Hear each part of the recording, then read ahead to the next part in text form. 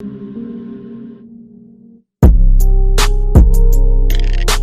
is good, everyone, and welcome back to another episode of the WeSportin podcast. And today we got Drew, we got Tim, and right now NCAA, and we're in March, baby. So now we're back in March, and it's NCAA tournament time, and we have our predictions, we have our hot takes, we have Nico's stupid takes, so we have all these fun, exciting things to talk about today.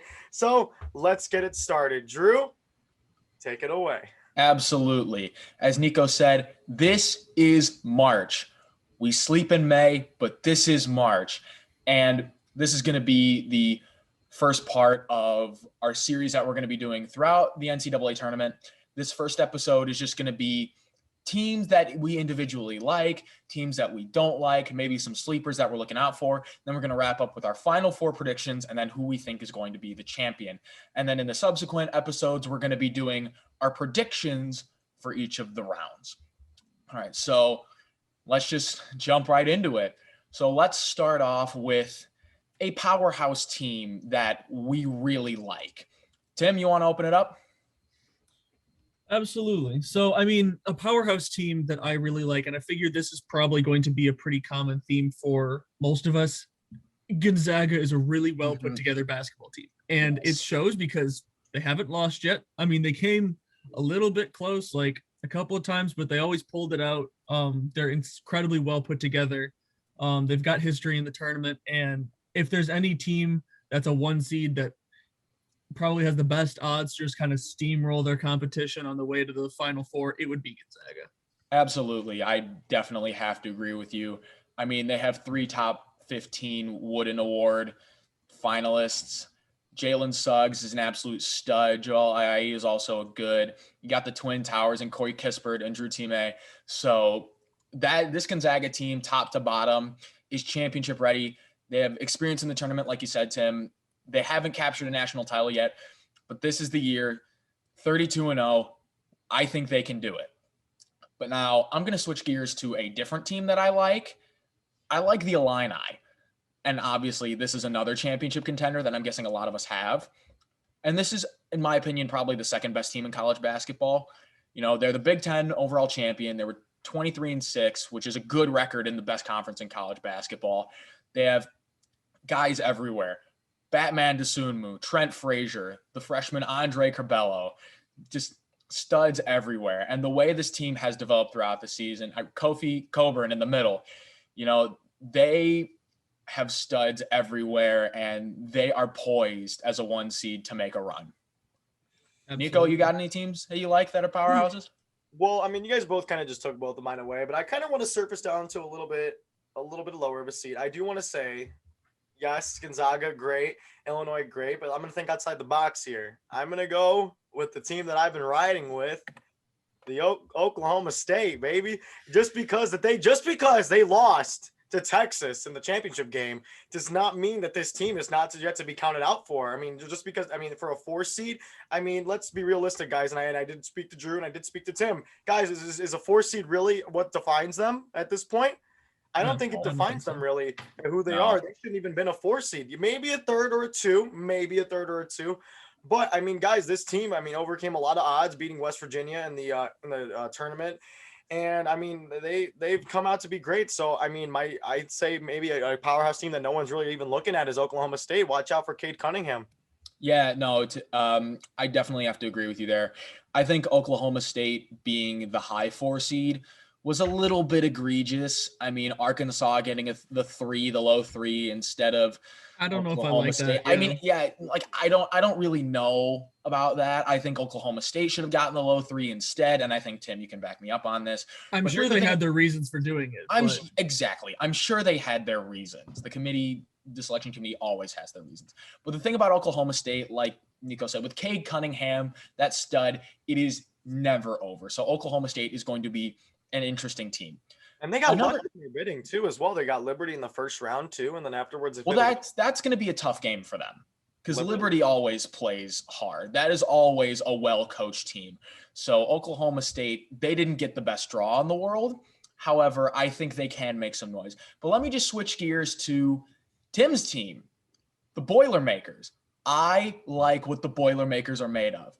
And I went to the Ohio State Purdue game in person. Talk about a second half, man. Oh my goodness. And we're not going to talk about the first half, but Ohio State's another team that I like.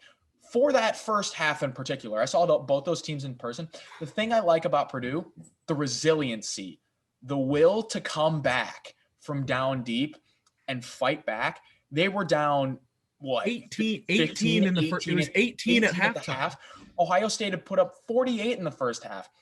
Purdue did not have a horrible first half by any means, but Ohio State just shot lights out. But the ability to come back for Purdue is what's really going to separate them in this tournament. And guys like Jaden Ivey, Sasha Stefanovic, the two Twin Towers, Travion Williams, and Zach Edey. Zach Edey is a massive human being. You don't notice it until you see him in person, and it's like 7'4". He makes everybody else on the court look small, look minuscule. Oh my! And that's the thing. If Purdue can get some of those guys working together well, because I mean, especially like in that Ohio State game, you had the guys like Jaden Ivey and then Travion Williams in that second half that just absolutely went off. But if this team is going to be a deep tournament team, you're going to have to get Stefanovic back on track, and you're going to have to get guys like an Eric Hunter at the helm back on track. Those two guys are what's going to round out your lineup, that consistency throughout. That's what's going to make you dangerous. Agreed. Yeah, I mean, Nico, do you have any other teams that you want to talk about that are like 1 through 4 seeds?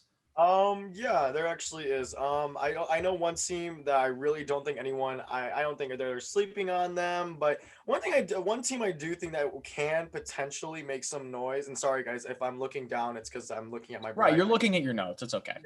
Yeah. So I think one team that I personally can see from a 1 to 2 seed is going to be Crimson Tide, Alabama. I mean, listen. Yes, they won. It's the SEC, correct? That's their conference. Yeah, they won the SEC game off of 1 point, and they did beat LSU. But hey, I mean, guys, let's look at the facts for a second. They are a 2 seed. They had an outstanding season. I see them going very far, and I not very far, but I do see them kind of having potential to do very well in the tournament. And for being a football school, guys, 2 seed. Fair enough. I did think it was particularly funny that in the football conference of the SEC, that the basketball SEC championship was LSU Alabama. That is pretty humorous.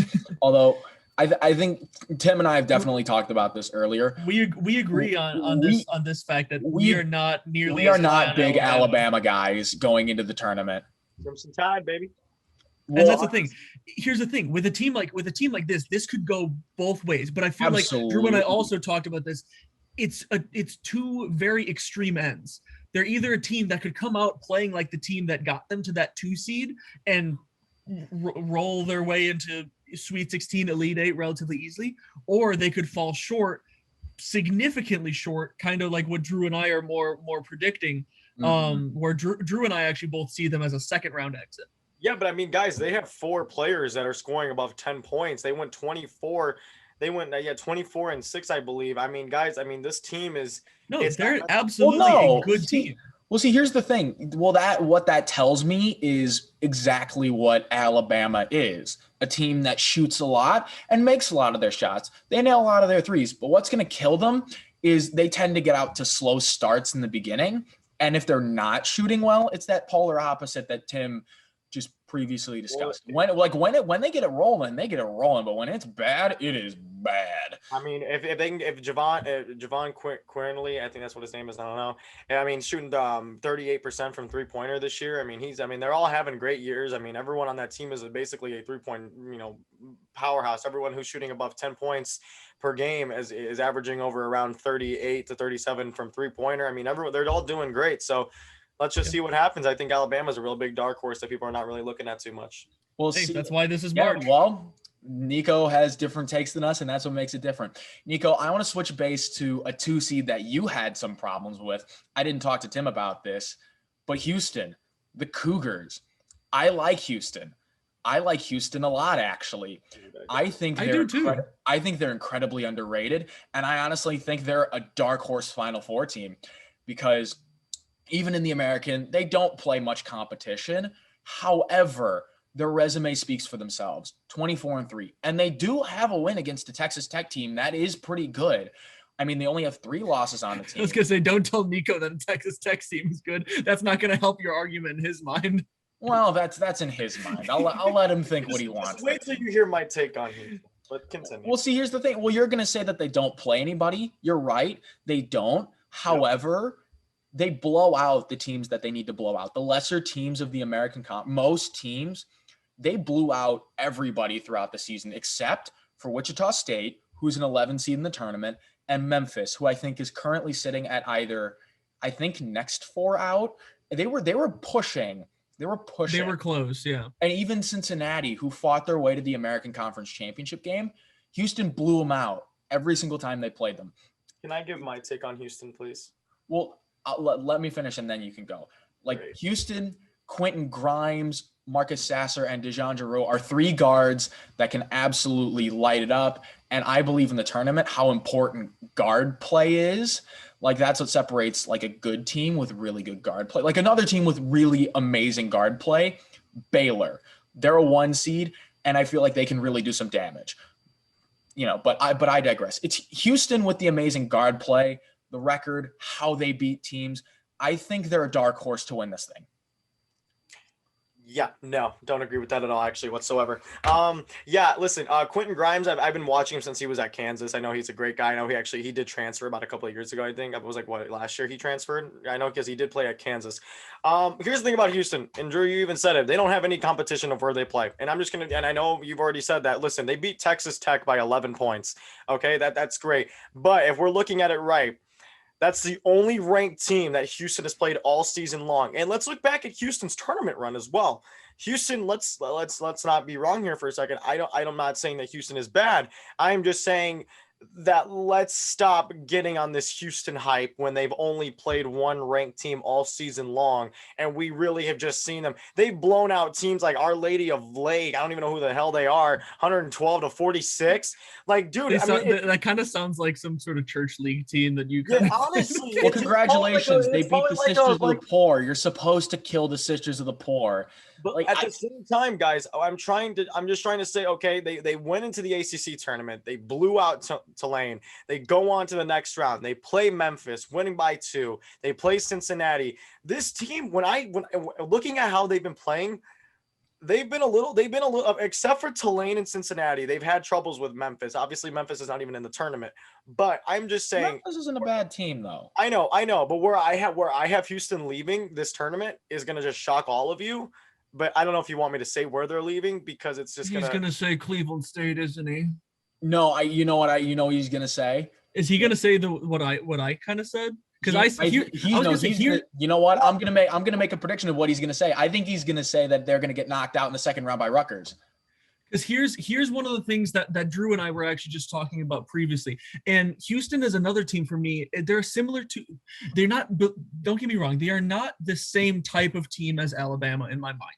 But I think they can have similar tournament chances. I feel like they're a 2 seed that can either exceed expectations and make a really deep push, or they can come up really short. And for me, once again, I struggle whether or not they will drop out in that second round.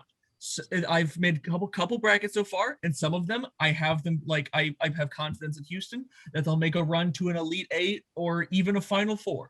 But then I also have at least one or two of my brackets where I'm like, you know what? There is something about that Rutgers team that fascinates me. That if they get hot, they could, I feel like, upset this Houston team. But Nico, that's still it's a bold claim, and it's not like that's my solid pick for every single one of my brackets. I'm saying that is a possibility, and I think it could happen.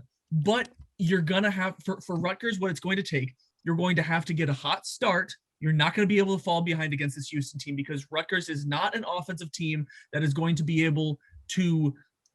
Let's see. Let me rephrase that. Houston is not a team that is going to give up like a 10-15 point first half lead like IU did to Rutgers. Rutgers is not going to be able to just put Houston on like a 10 to 15 minute spree of scoring like 10 points. They're going to have to play a complete game to beat Houston. And that's what I question. They can do it, but will they? It's a possibility. So Hey, that's we'll what's see- going to be well, a see, very here's the difficult thing. pick for Hold me. on, time out. Rutgers. I mean, guys, let's just be 100% honest here. If we're talking Rutgers beating Clemson first round, yeah, they're gonna beat them first round. No, I mean, no. And Well, Drew see, doesn't. that's Drew doesn't another. even have that. That's guys- another thing. No, You got to they- beat Clemson first, and I don't know if they're going to do that. hold See, on, wait, just give me 1 sec. Okay, they're running three amazing guards, but they're running three really good guards that are all shooting about 50% from the field. Okay, you have Ron Harper averaging 15 points a game, Jacob Young, who's averaging 14 points a game, and Geo Baker, who's averaging 10 points per game. Yeah, 10 points per game is not good, but it's good to have that other guard just to go to. They have three really good options on offense, okay, amongst all their guards. And I'm not saying that that's, amazing, but guys, all three of their guards are shooting 50% from the field. I mean, should that say something? They're not missing all their shots. Yeah, their three-pointers is a little off, 32, 36, and 30% for all the top three guards on Rutgers. But let's look at the fact here that they're taking smart shots. They're being smart. Yeah, their record doesn't speak for themselves. They're 15 and 11 right now, sitting at the 10 seed going up against Clemson in the first round.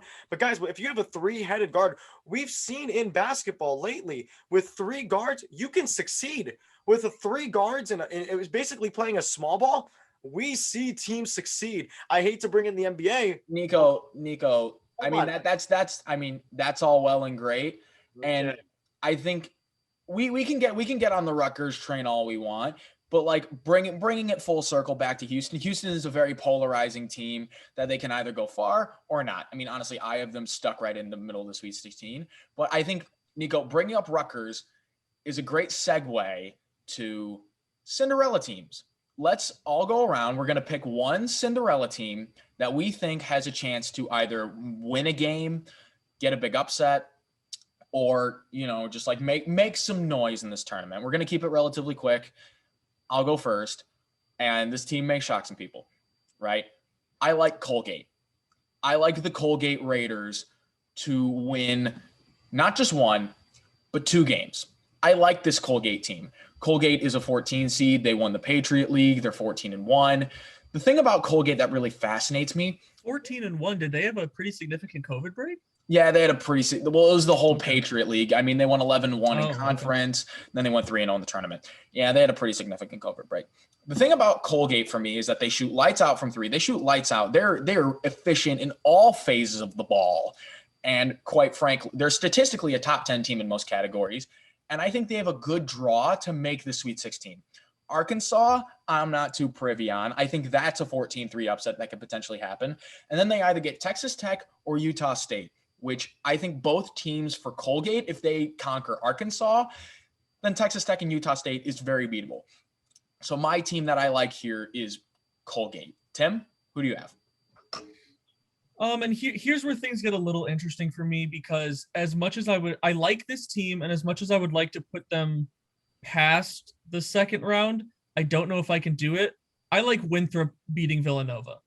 Because Villanova, obviously, they're a team. As much as I talked about them in our Big 12 video, Villanova, Big East. Our Big East. Sorry. As much as I liked Villanova being able to turn it around, seeing what they put forth in the tournament kind of made me reconsider their current status. And I like this Winthrop team to be able to maybe, I don't see a domination game. I see a slightly edge out win for Winthrop against Villanova, but not only as a Purdue fan, but as a basketball fan in general, I don't see Winthrop having the necessary weapons to dethrone this Purdue team if Purdue makes it to the second round, which I very much see them doing. So Winthrop will be my upset in the first round here. Yeah, I see eye to eye with you there. I also have Winthrop beating Villanova and then falling to Purdue in the second round. Nico, who is your upset? Well, I mean, here's the thing. I gave my thing about Rutgers, but I have two that I do think that will happen. Obviously, Rutgers. We only got time for one. Okay, I know. Big East champs, Georgetown.